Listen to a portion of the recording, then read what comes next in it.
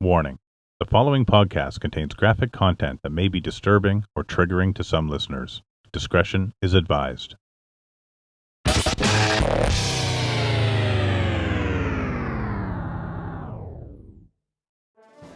The Papa Tango Sierra Delta podcast is available free of charge thanks to the support of Cracked Armour.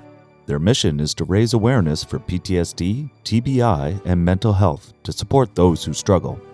By creating an army of warriors who represent the gear, their hope is that it will send a message to others that they are not alone. Go to crackedarmor.com, say hi to Mark Long, read about the story, and find some research information about PTSD. And if you can, look good while supporting Cracked Armour by buying some gear.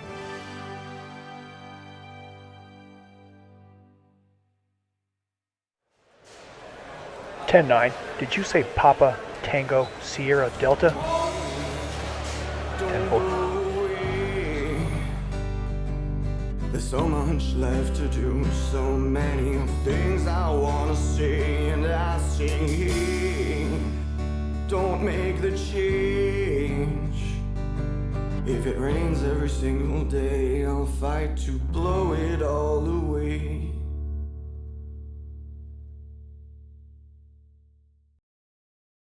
This is episode 37 of the Papa Tango Sierra Delta podcast. My name is Larry Payton, and I have been diagnosed with complex post-traumatic stress.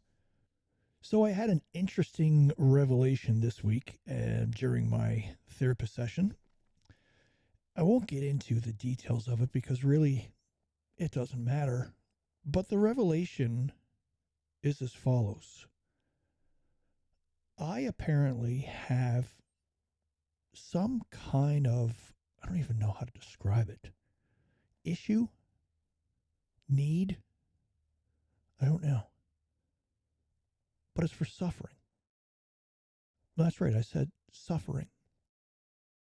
For some odd reason, I have issues accepting anything as an accomplishment, anything as success, unless I have some kind of suffering, unless I hit a point where I am in physical pain. I have severe spinal stenosis and a bunch of things wrong with my back, but I will work, for example, outside trying to do things around my property, and I will go until I've got myself gimped up for a few days. When it comes to, even thoughts about going back to work, it's kind of like, well, yeah, I'm going back. I have to go back. I mean, I need to make a stand. I need to show that this didn't get me. But it just seems like I oddly feel that whatever I do isn't worth much unless I suffer. Now, I'm sharing this with you because I'm hoping that some of you out there can use this as sort of a point of introspection. Are you similar to this? I mean, do you feel, for example, that you have to push yourself hard all the time?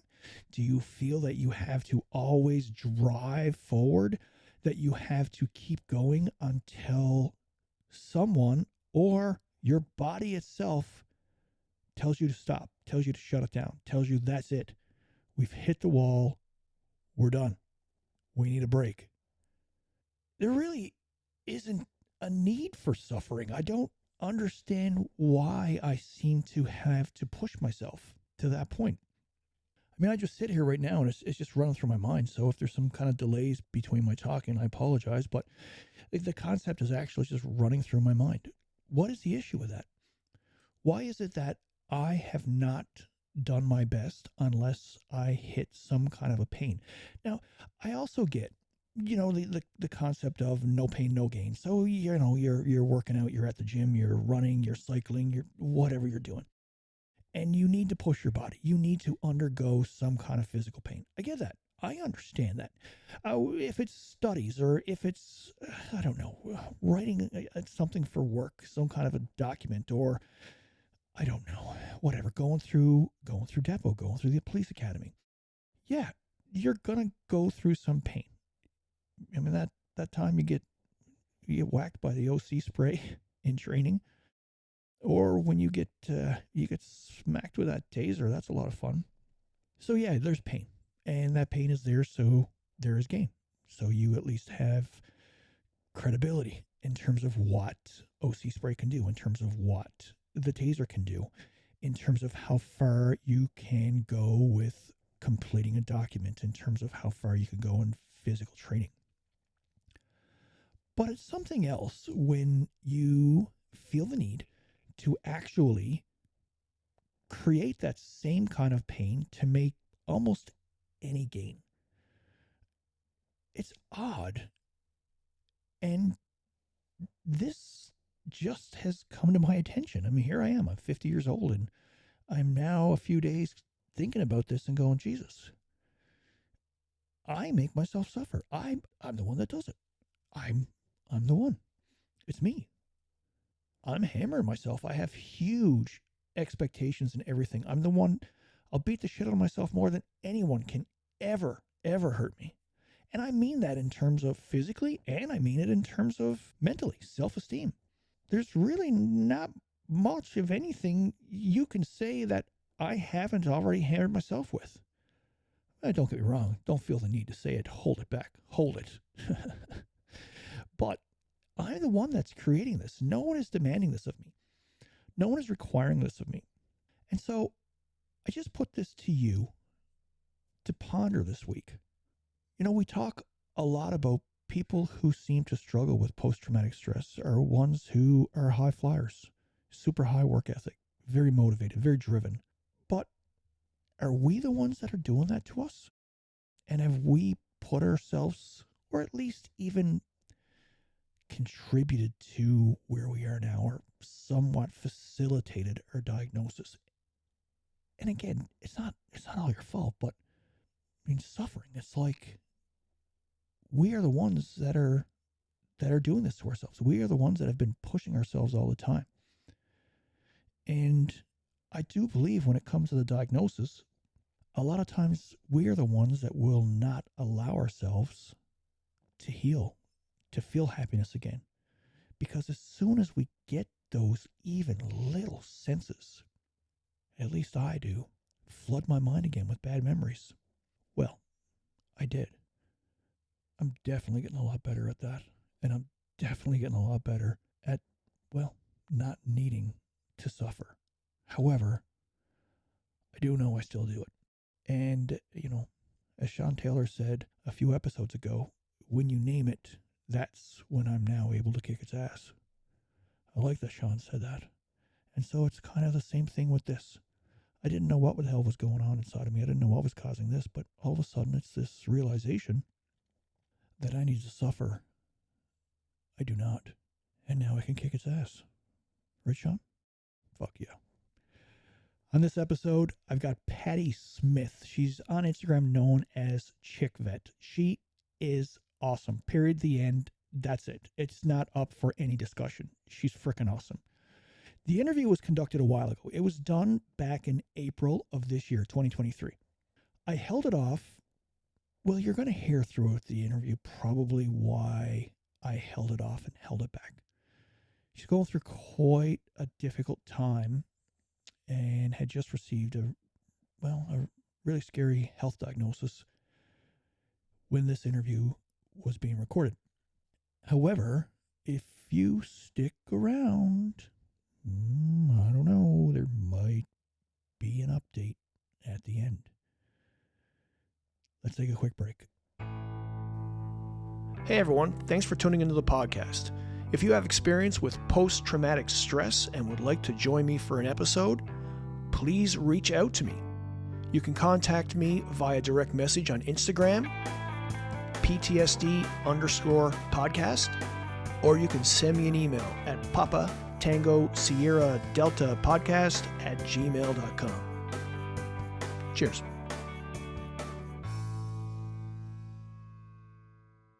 We are back from the break. Thank you very much for sticking around for the Papa Tango Sierra Delta podcast. Looking forward to introducing today's guest. Her name is Patty Smith. She is an Army veteran, and we've had the opportunity to sort of meet I guess, at the outdoor show before and on Instagram and stuff like that. So I'm really happy to finally have you on the show, Patty. How are you? I'm pretty good. Thank you, Larry.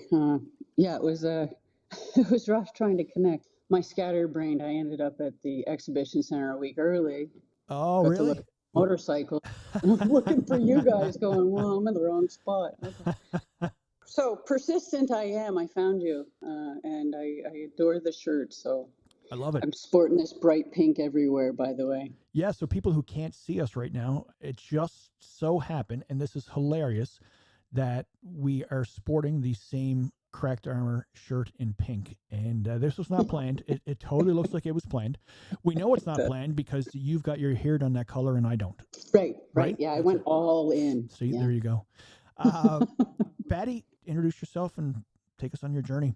I've been in the military since the 90s, early 90s, at which point I was a little old getting in. I started off in the reserves in the artillery. As soon as they let me in to go blow shit up, I was in. Some of my friends in high school were going and blowing stuff up on the weekends, and this sounds weird to civilians, I know, but I'm like, yeah, I want in. But when I first went in, I wasn't allowed. Oh. So I was a little pissed, to say the least. Yeah. They told me I could be a medic or what equated to a clerk. I didn't know what either of them really meant, but they didn't have either of them at the unit I went to. So I went away and went to university, and I didn't like university, and I wanted to be a teacher, and discovered I didn't want to ever teach kids. That was not going to be my lot in life. No. So I literally, while I was playing in the reserves, I ran off and joined the Army full time, like left the university ways-ish. I left the drinking at university to go drinking with the boys at 2 RCHA in Petawawa. I'm going to mention the unit because I think I was the 5th girl technically in that unit. And as I entered, there was a couple of them leaving, and boy, man, they were bitter. And I didn't get it. I had such a great experience in the reserves for years that I thought, hell yeah, this is great. I found my niche. I'll go full time, all in, because why not? Well, it was a little different. In Two Horse, they had just, it'd been the fall of the para regiment, many of which ended up in the unit I joined. Oh, wow. Most of which weren't exactly happy about having another gender around. Wow. We weren't, anyway, I worked twice as hard to be half as good kind of thing. And fortunately or no, I don't know if I was recognized just by virtue of being a girl and capable of doing any part of that job, because we're shooting 98-pound bullets, and at the time I was 100 pounds. Yeah, Jesus. It's not bad, right? Not so bad. But yeah, so I have a chip on my shoulder. I have a lot to prove because I went in with a harassment issue from the reserves that was not resolved and never resolved to my satisfaction. So everybody knew when I came in that I was potentially the problem child. So whether that gave me a wide berth from a lot of the guys, I don't know, but I didn't take the shit like most of the new people did. So for whatever reason, that was great. That's good. Yeah, that's good. But it was still awful in many respects, I won't lie. But I have some friends there that I am still in contact with today, some of my brothers and sisters. I wouldn't give them up for the world. And I know they've always got my back, even to this day. Awesome. But it just, I really hated my job. It was, they were trying to promote me, which normally would be a great thing, but promoting me ahead of the hundreds and hundreds of men that were staring at me and wondering why the hell I was getting. Why did I get this course when they'd been asking for it for years? And that's a fair question. So my problem was I wanted to be the gray man. I did not want anybody to even see me, recognize me, just see the uniform, let me do my job.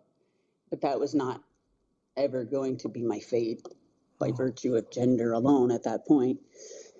So it was unfortunate, and there's a reason there are not that many girls in the combat arms. It's a tough place for us. I wound up actually, I got hurt. It took them many, many years to finally figure out that I've done something to my neck, and they called it a chronic whiplash syndrome. When I was in Bosnia, driving through potential minefields in a Jeep, I hurt my neck. And obviously, this has caused some long-term issues, more than just a neck issue. So I released a couple of, sorry, I'm all over the place. It's cool. It's I totally had to cool. leave the artillery. It was driving me insane. I stopped sleeping on Sunday nights. I was trying therapy, and if I'm honest now, I wasn't honest with most of my therapists at the time. So it's small wonder they never really did a lot of good for me. I ended up going into supply. I really enjoyed it, but I was there punished because I had been combat arms, and it was a weird situation for me. I eventually wound up teaching. My calling was always to teach, and in some form or another throughout my entire career, I was teaching somebody map and compass, or how to package a box, or how to read barcodes, or whatever the hell it might be. And I absolutely loved it. So I thought I was in the right place. Went to the school, started teaching for years. I lost my noodle. Yeah. I had too many men telling me how to do one job, and I lost my mind one day and walked out, and that was just not me. I was far an overachiever like most of us. Right. Yep. So I looked at my friends on the way and said, "Yeah, I'm leaving. I'm not sure whether I'm headed home or right straight to the therapist, but I'll call you when I get there." So I did go to therapy again. That was the start of getting me moved out of that situation, because I'd just been there for a very long time and was sick of dealing with the people I was dealing with. And essentially, I always felt like I was fighting the damn man. My whole frigging career, I was fighting for the underdog. When I became, when I got some rank, Yeah. I turned around and tried to help everybody else, and that didn't make me entirely popular with my coworkers or my supervisors always. But so I had a rough go. I wound up asking, while I was in Ontario, I said, "Please just don't send me west. I want to go east, back towards my family." So I was immediately posted to Vancouver. Yeah. Wow. Yeah. Yeah. He went really, really, really far east. Yeah. On that. That's not. There's no point being made there, right? But you know what? That was the start of a series of very meaningful coincidences and happenstance. It was the best place I'd ever been, bar none. Awesome. I went in as a subject matter expert for supply because they were building a supply ship. So I felt like I'd been thrown to the wolves. I was going into the middle of, I thought, a Navy shipyard to work, not having a clue. So I met my new boss and said, "Sir, the only boat I know anything about is a 9-foot kayak sitting in my garage. Besides that, man, I have no idea what I'm contributing to this job." And that's not even a big kayak.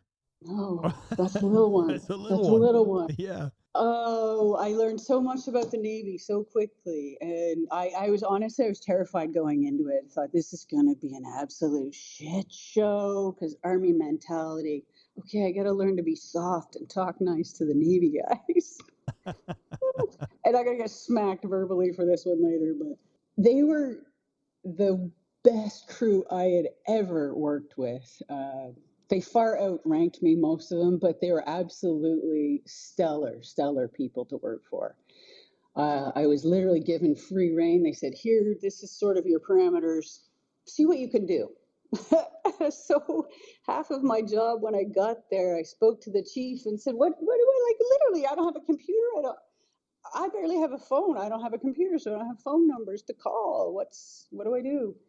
Hey, go do PR. We're working with a civilian company. We need to build relations, and that's basically a lot of our job. Party planner extraordinaire. Oh my God. I was taking courses online to learn party planning because that was half of my job. And then getting these Navy guys to do a little bit of physical training. Yeah, I was their guru. And mostly what I did was plan where we were going to lunch on Fridays because Love it. there was some amazing camaraderie there. Yeah, I guess so. I got moved to the East Coast just before COVID. My entire life took a huge turn. The marriage didn't go so well.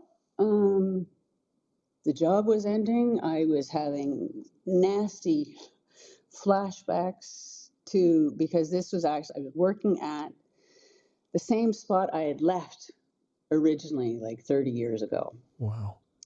So the place where I originally had a horrific problem, I was going straight back into, and now I was in charge of these people. That was a challenge, just like herding cats. Just trying to get a bunch of reservists to talk to me was enough of a challenge. And then all of this started flooding back, and I thought, "Wow, this is not good. What's going on?" My husband assaulted me. I had to be cared for a while, for Oh, a couple wow. months by my family. Oh, I eventually was able to care for myself and move back in, and he was charged. The restraining order is still in place, thankfully. But that made me a hermit. And at about the same time, the military finally said, "Hey, you know what?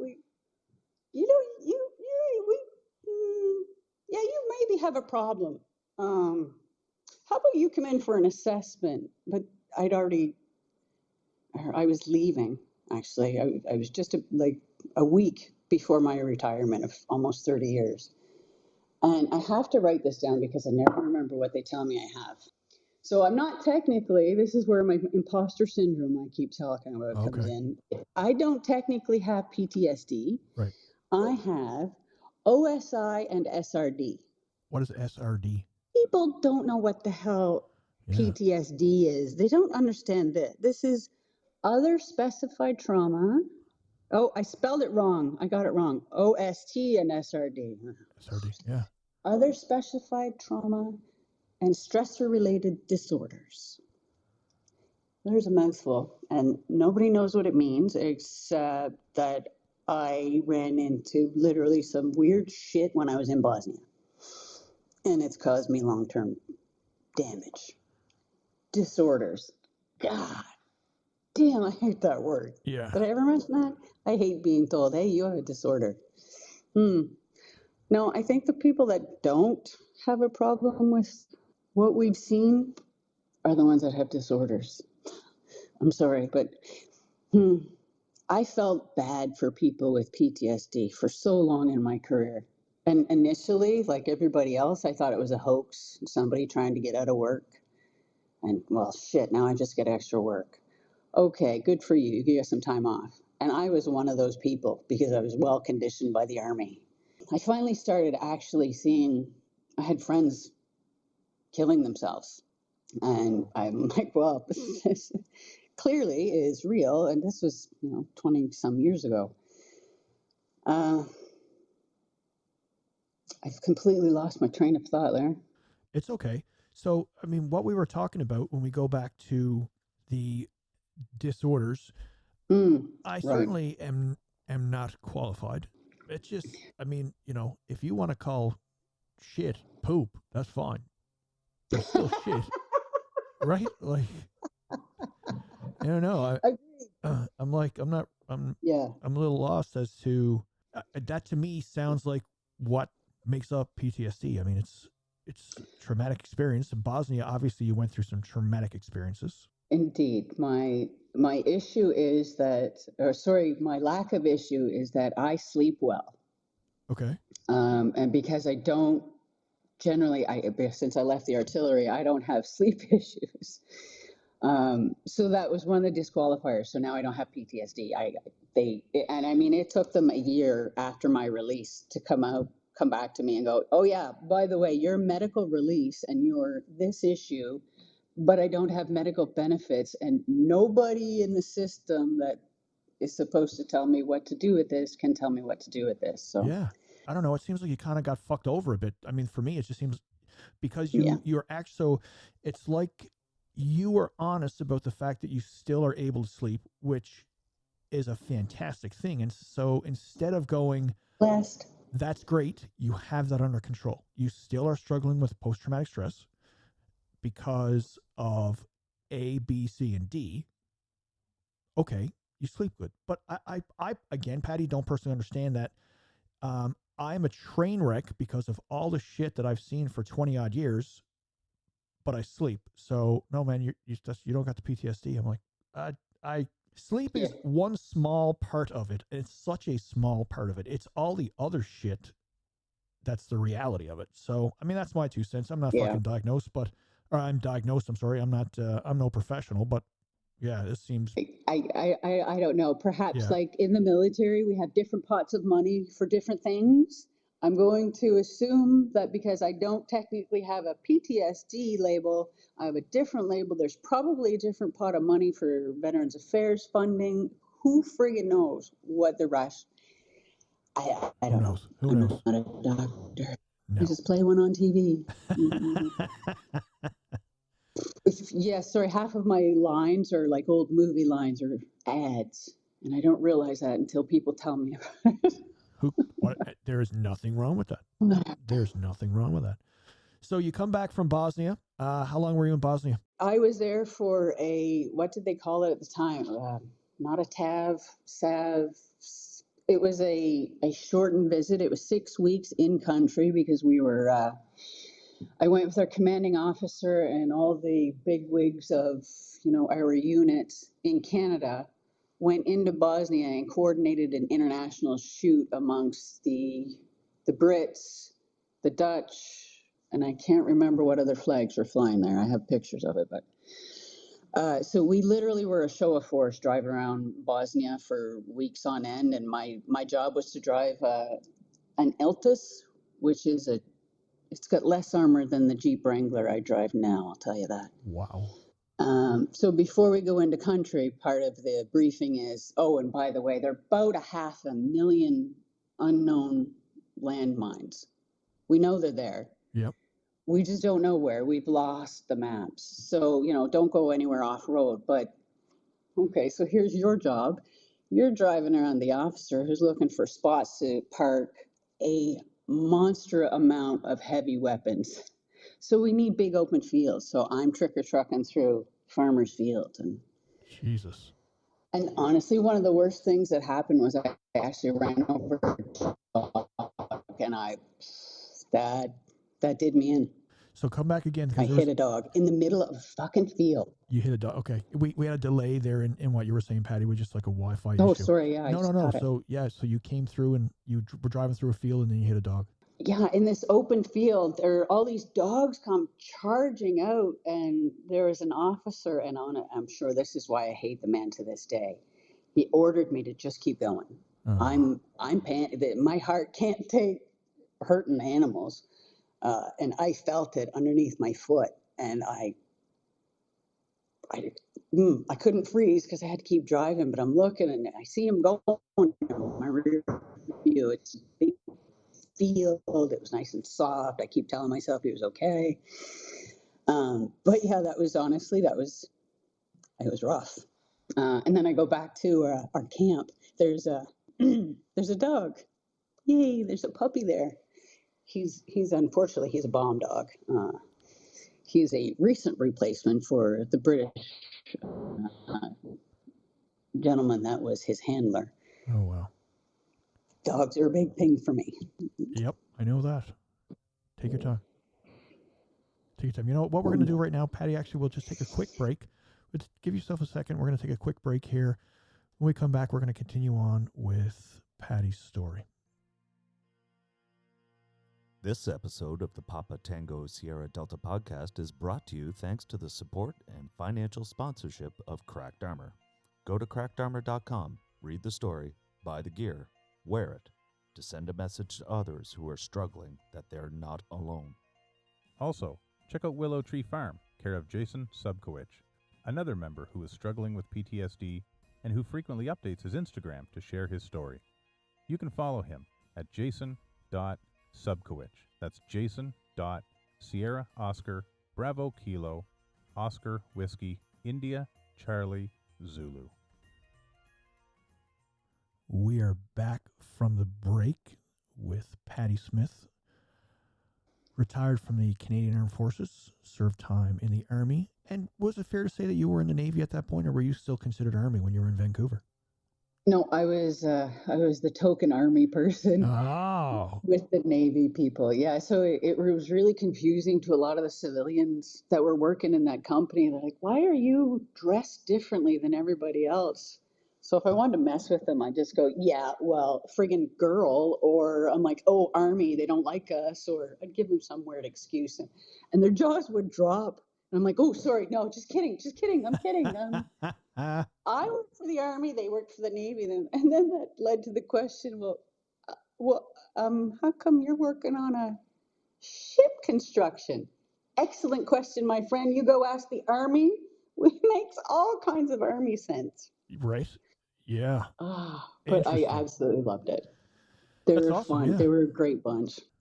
Like I said, a situation I was so dreading going into. It was absolutely the best time of my life. I loved it. It's funny how that happens sometimes, you know. I think a lot of times we look at what's bad. I tend to be, I make this comparison, Patty, a lot of times to movies. I mean, sometimes if I'm going into a movie and really not expecting much, I enjoy myself, as opposed to I've got something Absolutely. that's just too high of expectations. And, you know, it could very well have been that sort of a situation. And finally, and I get this, finally you come back east where your family is and your expectations are, all right, things are going to be good. And then that's where shit starts hitting the fan, right? I mean, obviously Bosnia caused a lot of problems. And I know you're a dog person. Anyone who follows you on Instagram knows you're a very big dog person. And I know that was traumatic. And anyone who doesn't understand why that would be traumatic, yeah, you need to get your head out your ass and realize that animals at least are not as big of pricks as people are ever. And I'm fully aware. I know. I get this is. It was a dog. I didn't get blown up, and I don't want to compare traumas to people because that's where I started, and I was judging everybody, and that's just no bueno for anybody. So, yeah, I hit a dog. I was in a field that I was praying to anything holy was not a minefield. Right. Because I spent my entire time there pretty much off-road, praying to Jesus and anything I could come up with to keep me from blowing up in this fucking Jeep that's good. I could see through the floor of the thing at that point. Wow. No armor was introduced at that point, but I go every morning for my walks. Because that helps keep me sane. I've discovered I can't exactly get back to running. I was a huge runner for many years.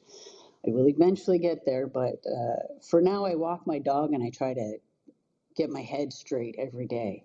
If I don't get out, I get really antsy and I feel awful. I'm just keyed up. So as I'm walking, I see these weird messed up trees. They're broken. They go off in a different direction and they flourished. They're like a whole nother tree has happened there. And then sometimes that part of the tree didn't work out, and then they break off and they flourish and go in another direction. So my literal new mantra is be the tree, because I look at these trees and I immediately identified with and went, yeah, there I am in tree form, because I've been in some awful places since I was a little girl. So I was well set up to join the Army. I was looking for belonging. I didn't ever find that in the family I had, not to the level I needed or what I needed. So when I came back home to the East Coast, I'd had another traumatic event. My family rescued me, but that's when I really got to know my family again and realized that these were not the people I thought they were when I was growing up. And It took a few months after I came back, but I cut off contact with my entire family, Wow. everybody. And it just about killed me because East Coast, family's everything. Exactly. Yeah. They're going to be there for you. You have to love your family. Pump the brakes here. There are some evil fucking people in my family, and I've come to terms with this. I don't like it, and I don't accept that they are accepted by my family. So until we can work that out, there are precious few people there that I've reached out to. I've had a couple health scares. So I've reached out and I'm speaking to my brother and my cousin, who's like my little sister, is going to come see me soon. They're there for me, and they always will be, regardless of how much I've pissed them off or pissed the family off, and the family's talking about it. Yeah. They've got my back, and I appreciate them. So the cutoff in general, people are judging me for it. And you know what? I'm not saying you need to cut your family off. It was the hardest friggin' thing I think I've done. But I had to do it for me because I was losing my mind and listening to their toxic crap. Like, oh, well, just get outside. That'll save your brain. Okay, to a certain degree, yes. And that is part of my healing, but that ain't the cure-all. Or, No. Yeah. here, listen to this record or whatever. Or just stop it. Just stop. Fucking advice. Yeah, just get over it. Oh, wow. What's wrong with you? Wow. That's not so bad. What is your problem? And I'm picking and choosing. I've reached out to a couple of people just recently, not to dismiss what's happened, and they're still pushing that on me. So the reaching out is not going well. So I have literally been waiting for years. I waited for my friggin' passport so that I could get to Belize. That's right. It was like going to be a cure-all. And I swear to God, it still will be.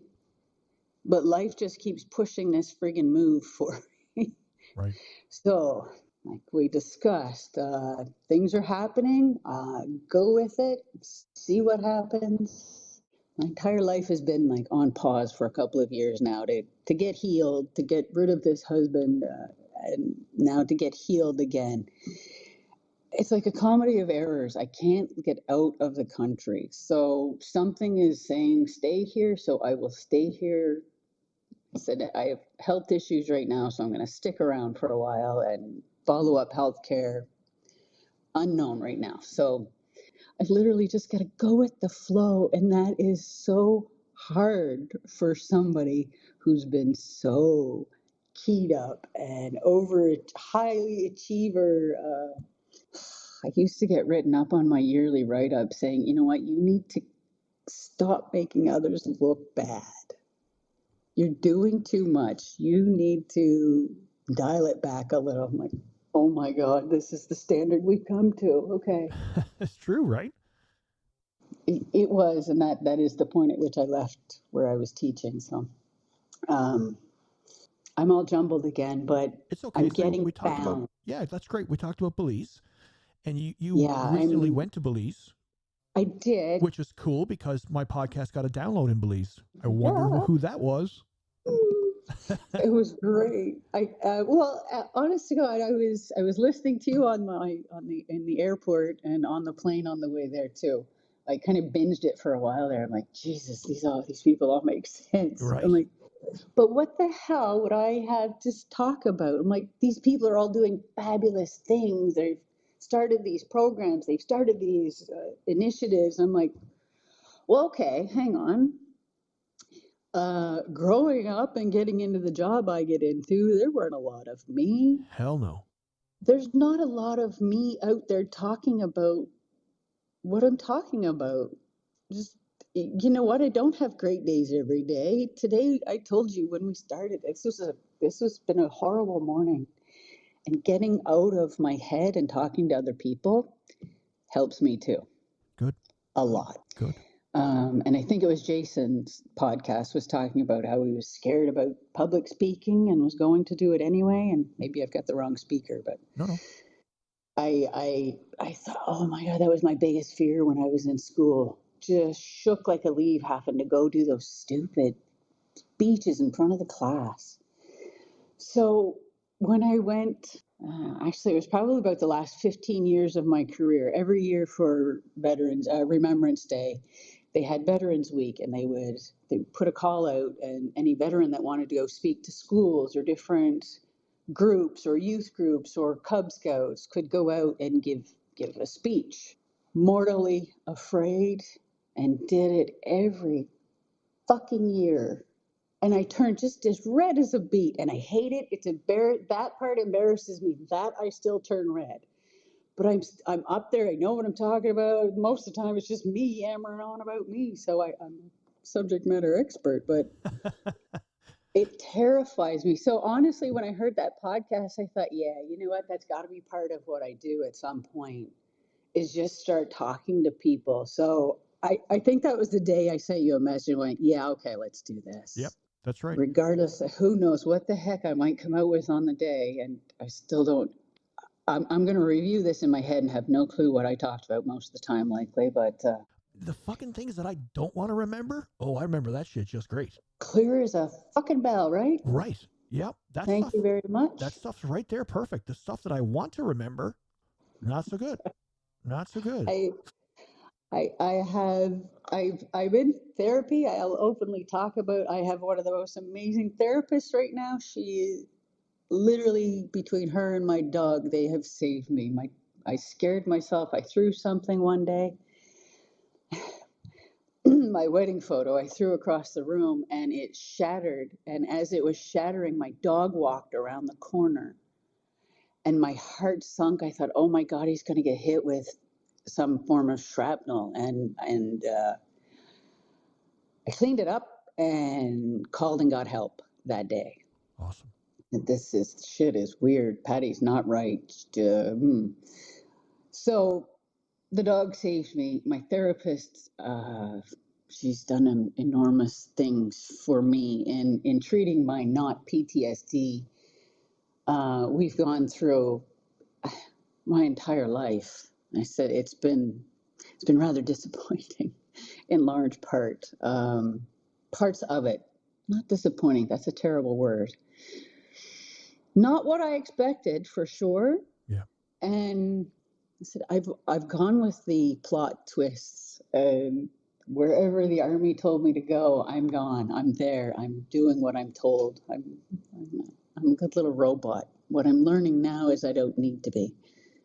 I love that. That was a huge, weird, holy shit, I don't have to get up. I don't have to go do this. I don't have to answer 8,000 emails today. I don't have a headache. Hey, wait a minute. I can just go do whatever I want. I can go have waffles at 3:00 in the afternoon. Boom. Yep. That was just too much. I didn't know what to do with myself. And I was just, I don't know. I always said I'd have tons of things to do when I was retired, and it wouldn't bother me. But all of a sudden, I'm like, well, there's zero structure in my life. So my therapist and I started talking about it, because I said, I've been in therapy at different points in my life forever. But I don't think I've ever really been honest with any of them, because I had never been honest with myself. It's deep. Yeah, that's deep. So it kills me, it feels like, just a little bit every time I have to open up my soul. It feels like a part of my heart is being ripped away. But also, if I don't open up and actually tell people what's going on, how the fuck are they supposed to help me? It's true. Yeah. So now when I've always overshared, that's part of my trauma response, and I'm learning to dial that down. But depending on how cheeky I feel, if I'm walking along the trail and someone says, hey, how you doing? Great, I have cancer, how are you? And that could be a showstopper for them. Yeah. A conversation starter, or they could just run the hell away. Yep. And that's okay. I'm okay with all of those responses now. I used to take it personally. I like it. I can't. Look, here's our common response, which is complete and utter fucking bullshit. Yeah, everything's good. I'm okay. Exactly. And that's the problem, is that so we ask people things nowadays, and we really don't listen to the answer because we know the question has the same answer. Hey, how you doing? Pretty good. You? Not bad. And it's Yep. it's a nothing. And so the reality is that people are jolted when someone actually answers the question. Yeah. Which again brings me back to, I like talking to people who are like me because they get it. It's easier. It's way easier. Yeah. It's just easier. It honestly is. Yeah, I've said that forever. I had army boyfriends because it was just easier than explaining, yeah, no, I've got to spend another week in the field, or yeah, Right. no, I've got to go out of the country for X amount of months. Sorry. I don't have to explain myself around people like us. So I see the shirt and I'm like, hey, brother, how you doing? Yeah. And I can just sit there beside them and not feel like I have to entertain or. There is no such thing as an uncomfortable silence. So we can talk and talk and talk and talk, and we can sit there for 45 minutes and say nothing, and it is nothing uncomfortable about it because none of us feel the need, like you just said, to entertain and be uber social and uber nice and uber everyone get along and everyone blah, blah, blah, blah, blah. No, it's just, you know what it was? We had nothing to talk about at that point, and that's cool. And that's fine. Yeah, and I'm okay with that. And I'm okay with Please, it. just, Absolutely. yes, let's enjoy the silence. So what's happening? Well, I mean, Belize now is put on hold because of some health issues. Belize.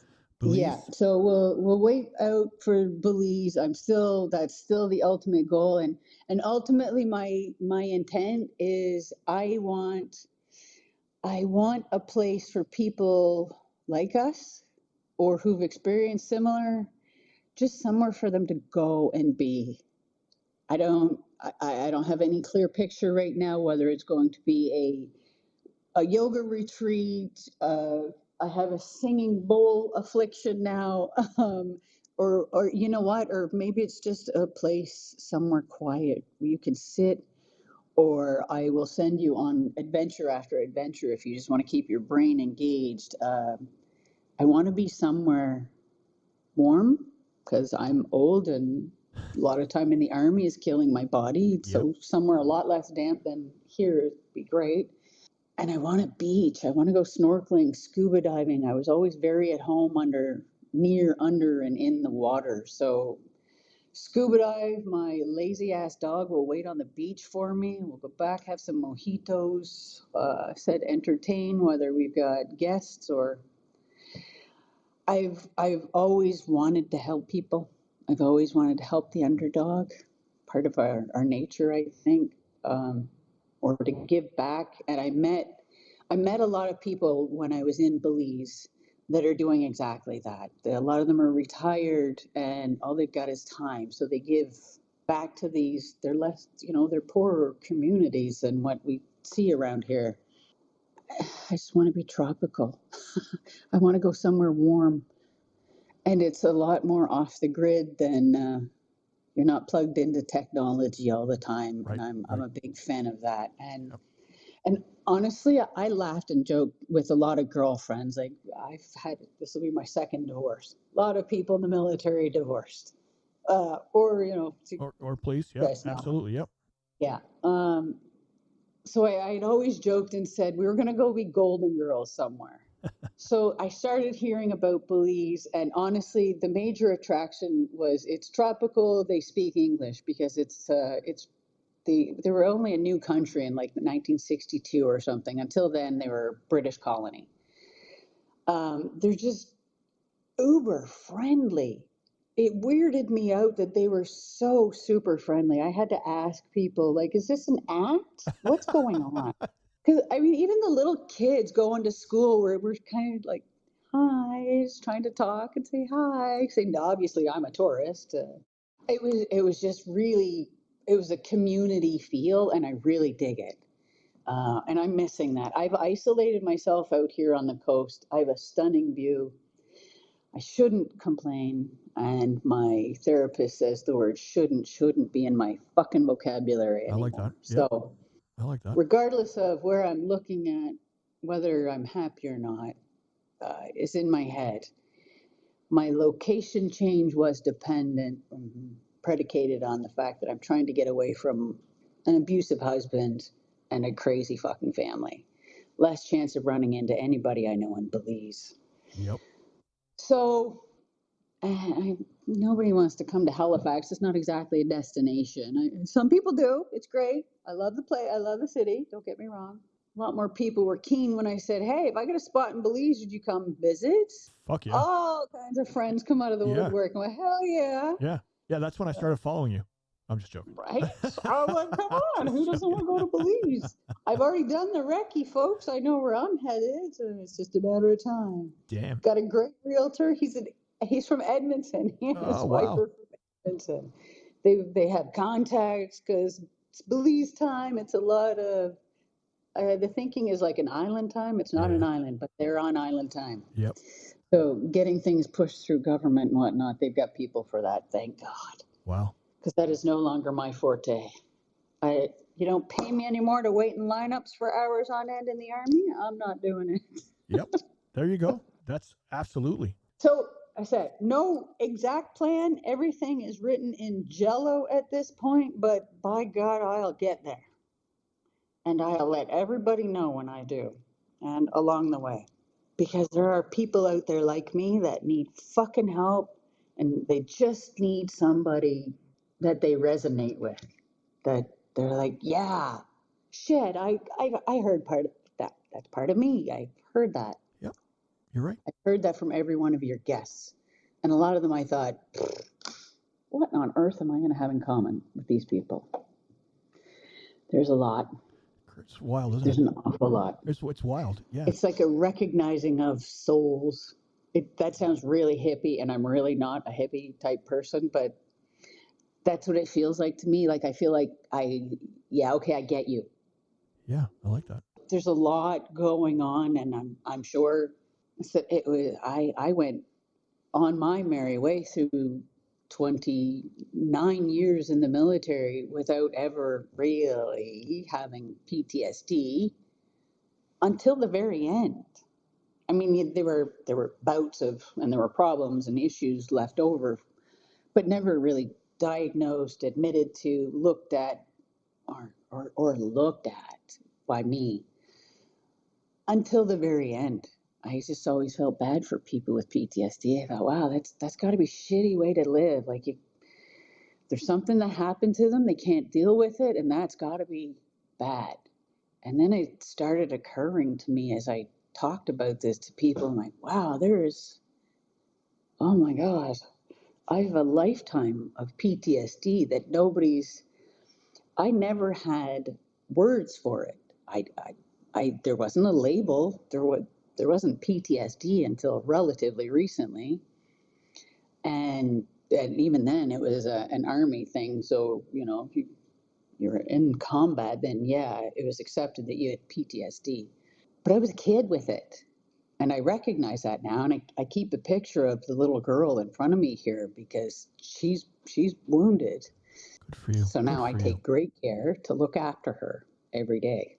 So my therapist is teaching me wonderful things like being a great parent to that little girl and helping me through all of these weird traumas that I hit one. I touched on one in therapy and it was like Pandora. Poof, there's your whole life. I'm like, holy shit, she's right. It was kind of a shit show. I didn't recognize it until it was really pointed out. And I said until I was really truthful about it.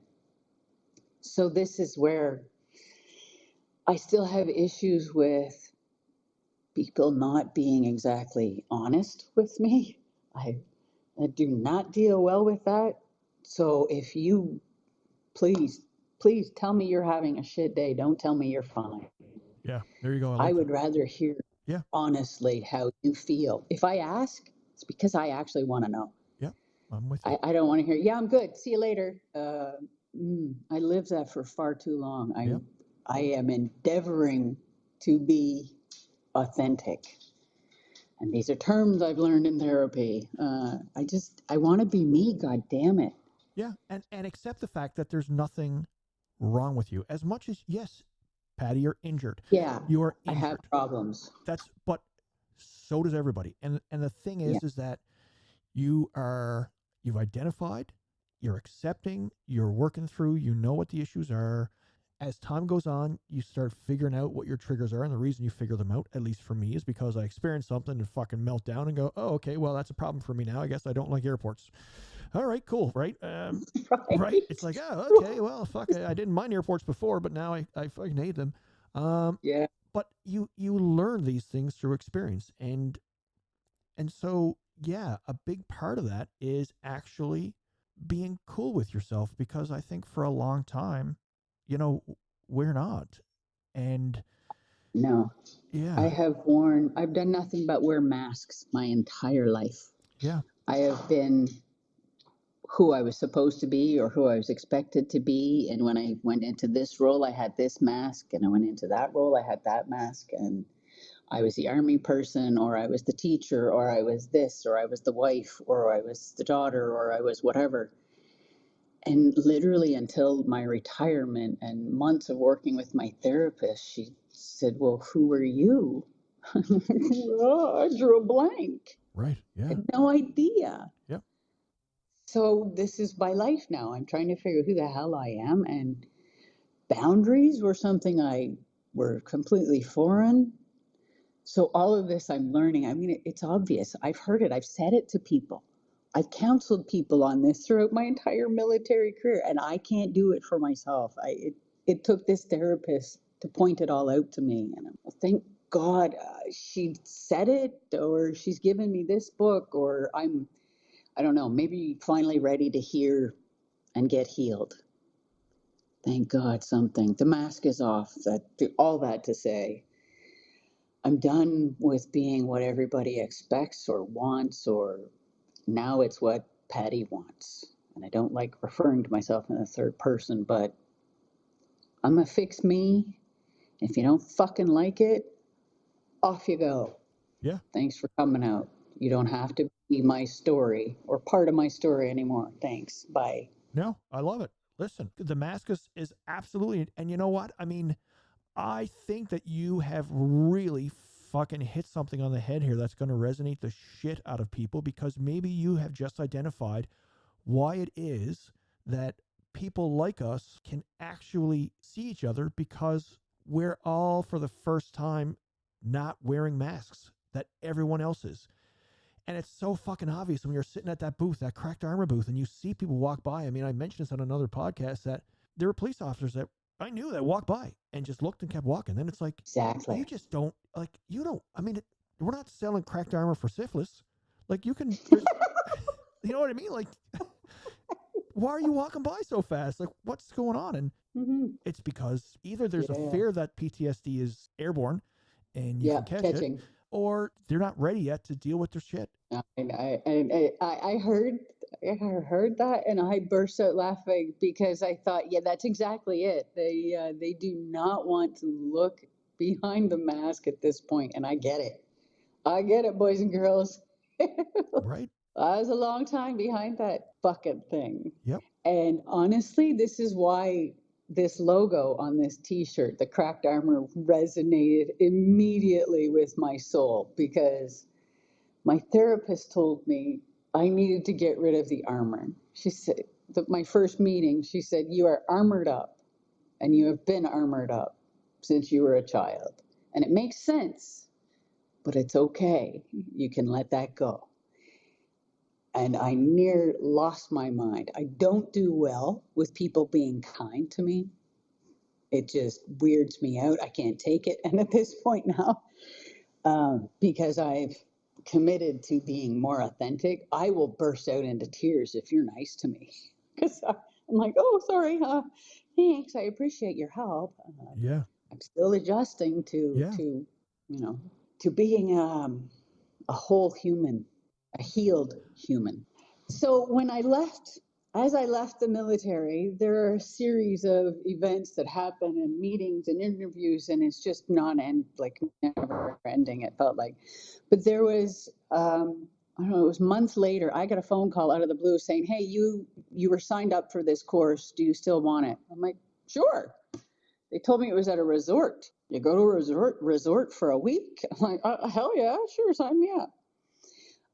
It was the Veteran Transition Skills course. Sounds like a resume writing course to me. Yeah. All right. Sure. At the time, I thought I was going into the workforce after retirement, or at least partial retirement, or part-time work, sorry.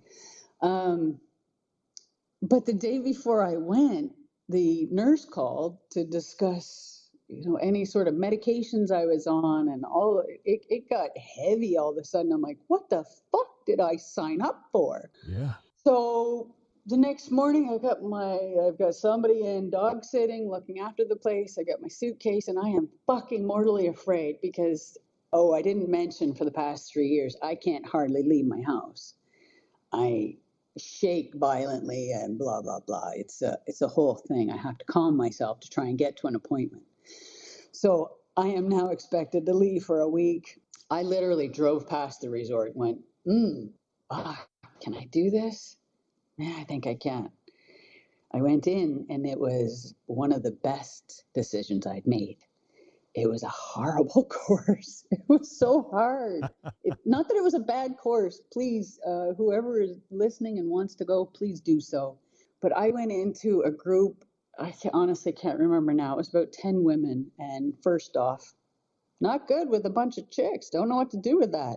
I'm not. I worked in the Army for a very long time, and I have few female friends. It's just always the way it rolled out. I always wanted to be one of the boys. I said, I want to be a gray man, slide in under the radar. Yep. And yeah, didn't know what to do with women. And they start crying and stuff. And I'm like really weirded out because I don't know what to do with feelings. We just talked about it. Yep. So they send us into this course, and we're talking about every bloody trauma you could possibly come up with, and their traumas and what's happened to them. And we're all just there for each other, liking each other. And I told this horrific story, and I thought, well, that's it. I have to fucking leave because nobody's going to want to talk to me now. But they all did. Like, they get up, they give me hugs, they were all accepting, and I had to leave. I'm like, whoa. Yeah. Can't deal with this. Yep. They were just nice to me. Yeah. After they knew my story, I'm like, whoa, well, this is weird. And then they kept talking to me all week. We had lunch together. We'd have supper together. They'd come in and check on me. We'd all, do things after supper, go for a walk. Best group of women I've ever met. Very cool. And in the meeting, I looked at them and said, listen, I'm sorry. I don't want to be here. I don't like women. I don't know what to do with you. You weird me out, and I don't know how the hell I'm going to get through this week. But it was an amazing, amazing experience. And that, my friends, is the start of where all this bloody crying comes from. It's like it never stopped. It's because I keep finding people who give a shit. Yeah, right. And who care and tell me that. And I'm trying to accept it. I'm trying my hardest. Yep. All you can do is keep working at it, sis. That's all you can do is keep working at it. And look, there's a lot of years built up there. That's what it is. I mean, yeah, it's going away. Yeah, it's not going to come out in one session. Patty, this has been a great episode. Before we end off, is there anything else that you'd like to add? This is your time. Whatever. Reach out. Go get the help. I know a lot of people they're afraid. I didn't know how much I needed the help until I started getting the help. So whatever it is that gets you to reach out to someone to get that help, I hope it happens, because I lived in denial for so long, and that mask is heavy. So thank you. Thank you, Patty. Thank you for the opportunity, and thank you and your entire show. It's been very helpful. Thank you, sis. I really appreciate it. And just to add on to what Patty has said, look, I understand, I get it, that you feel stronger, you feel more secure wearing the armor, and you feel very vulnerable when it's off. However, you will be surprised at the amount of weight you've been carrying with that armor. And once that weight comes off you, yes, you are going to go through a period of vulnerability. Yes, you are going to go through a period of just being scared, wanting to stay in. It's okay. It's normal. What you can finally start doing is, bit by bit, taking off all that weight you've been carrying, learning what has been underneath that armor for a long time has been well worth protecting over those years, and that you are worth it. No matter who fucking says what, including yourself, you are worth it. My name is Larry Payton. I have your 6. Please also have mine. Remember when I said this interview was recorded in April of 2023? Well, here's an update from Patty, October 13th, 2023. Hi, Larry. Thanks for reaching out again, reminding me I left a good bit of my story unfinished during our interview. So I wanted to make sure that I am living a more authentic life. I am trying to stop parceling out the truths of my life. You get the whole story now, whether you like it or not. I said I try not to shock people with it now. I think that was a knee-jerk reaction, according to a lot of therapy. So I had cancer. Yay, I beat it. My surgeon beat it, I guess. They got rid of it. I spent a couple nights in hospital because I dared to eat hospital food on day 1, and that was just a bad idea. But I'm out. I'm cancer-free. I had to face my biggest fear and give myself some fucking needles for like once a day for 28 days. The first one took an hour. Oh my God, talk about make me sweat. Whew. Anyway, I got through that and I thought, damn, well done you. I didn't like doing it, even by the last one, of course, but I did it. And so now, the internal dialogue kicked in, and I'm thinking, who the fuck am I to be on this podcast, for one, amongst all of these people that have done such great things, or such epic stories. And then there's me. Well, I guess I have a ton of stories. But the internal, trying to dampen it and make her more positive. Not a Pollyanna, because that doesn't work out for me. That drives me crazy. But to be realistic and say, yeah, okay, you know what? I've faced some really shitty things for a really long time. Like, I'm still wearing my shoulders for earmuffs half my life. But now the voices in my head are voices of friends and therapists. Not all the negative. The negative's still there. It's still there. God help me, it may ever be present. I don't know. And I still have crap times. I really do. Yeah, I really do. Of course, most of those don't go on social media. So, but I'd mentioned Belize in the earlier. I'm going. It might be a week. It might be a month. I'm going before the snow flies this year. I am driving this bus to Belize. I'm going to set up a retreat for folks like me, or for folks that we need to help, or that need the help, or that maybe just want to escape for a little while.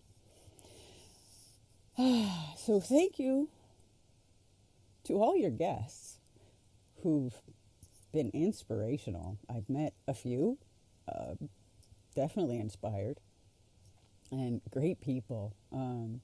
So yeah, I'm going to go set up a place. I'm going to live in my bus, and next to me will be a spot for guests to come live.